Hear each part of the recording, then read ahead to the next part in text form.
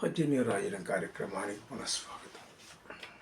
పాతంతా రోతని, కొత్తంతా ఏదో ప్రాచీనతని, దానిలో నీతి ఉంటుందని ప్రజలు ఆలోచిస్తూ ఉంటారు.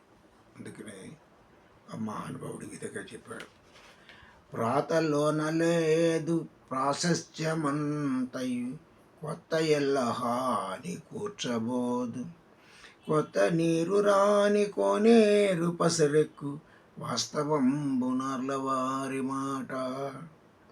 గొప్పతనం అంతా పాతలోనే లేదు, అలాగే కొత్తవన్నీ కూడా కీడుని తెచ్చిపెట్టవు. మనకు కోనేటిలోకి కొత్త నీరు రానట్లయితే పాత నీరు పచ్చబడి దుర్వాసనతో పనికిరాదు, అనారోగ్యం పాలవుతారు. కొత్త నీరు వస్తేనే కదా కోనేటిలో నీళ్లు అందరికీ ఉపయోగపడతాయి.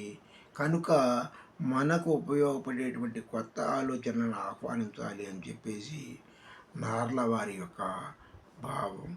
ఈ విధంగా నార్ల వారు రాశారు.